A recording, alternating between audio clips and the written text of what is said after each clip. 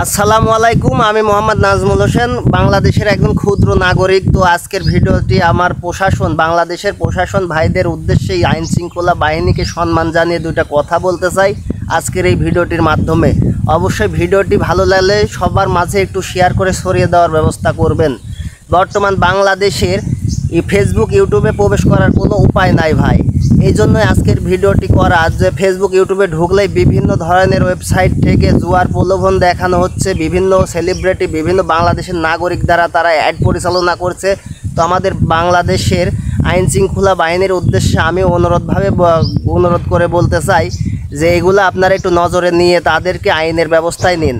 কারণ বাংলাদেশের যুব সমাজ ধ্বংস হয়ে যাচ্ছে। পৃথিবীর বাংলাদেশের প্রত্যেকটা গ্রামগঞ্জে অনলাইন জুয়া ছড়িয়ে পড়েছে। আর বিশেষ করে যে সমস্ত লোকগুলা এই ফেসবুক ইউটিউবে এসে অ্যাডের মাধ্যমে প্রচারণা করছে তাদেরকে একটু আইনের আশ্রয়ে নিয়ে যাওয়ার ব্যবস্থা করবেন। আজকের ভিডিওটি এই জন্যই করা ভাই, কারণ বাংলাদেশের নাগরিক হয়ে বাংলাদেশে জুয়া অবৈধ হয়েও বাংলাদেশের নাগরিক কেন বিভিন্ন জুয়ার অ্যাড বা বিজ্ঞাপন প্রচার করছে, এটাই হচ্ছে আমার একটু জানার বিষয়। আপনারা অবশ্যই এই বিষয়গুলা নজরে নিয়ে একটু আইন ব্যবস্থা প্রয়োগ করে তাদেরকে আইনের হেফাজতে নেওয়ার ব্যবস্থা করবেন। আর সবাইকে ধন্যবাদ। ভিডিওটি ভালো লাগলে সবার মাঝে শেয়ার করে ছড়িয়ে দেওয়ার ব্যবস্থা করবেন প্লিজ।